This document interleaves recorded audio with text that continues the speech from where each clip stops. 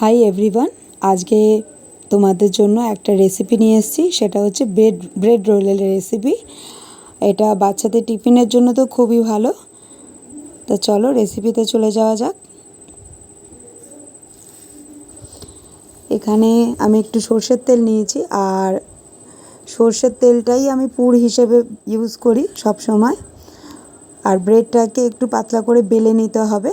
এবার সর্ষের তেলের মধ্যে আমি রসুন কুচি ছেড়ে দিলাম। রসুনটা হালকা ফ্রাই হওয়ার পরে এর মধ্যে দিলাম আমি পেঁয়াজ কুচি, ক্যাপসিকাম কুচি। এটাকে হালকা ফ্রাই করব। এটা সবই হালকাই ফ্রাই হবে, ব্রাউন করে কিছুই ফ্রাই করা হবে না। আর এর মেন ইনগ্রেডিয়েন্ট হচ্ছে আলুটাকে আমি গ্রেট করে 2-3 বার জলে ধুয়ে নিয়েছি, তারপর জলেই চোবানো ছিল। তারপরে এর মধ্যে দিলাম আমি কাঁচা লঙ্কা কুচি আর আদা গ্রেট করা, একটু নুন আর একটু চিনি দিলাম টেস্টের জন্য।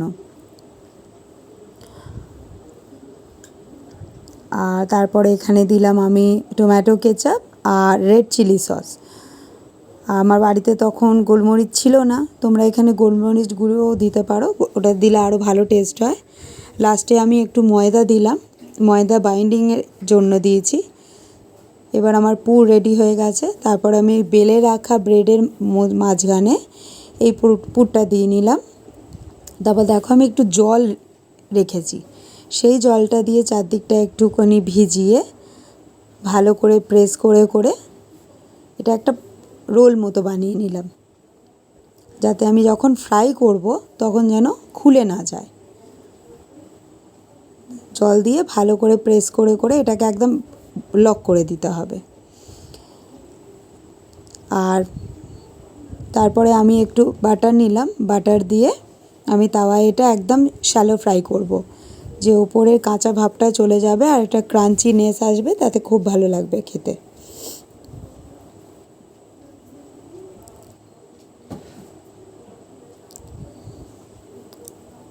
দেখো আমার ব্রেড রোল করা রেডি হয়ে গেছে। এবার তাওয়ায় আমি বাটার একটুখানি ব্রাশ করে নিলাম।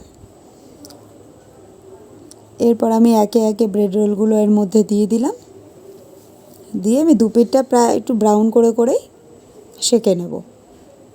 এটা ডিপ ফ্রাই হবে না, এটা শ্যালো ফ্রাই হবে, যাতে হেলথ ওয়াইজও যেন জিনিসটা খুব ভালো হয়।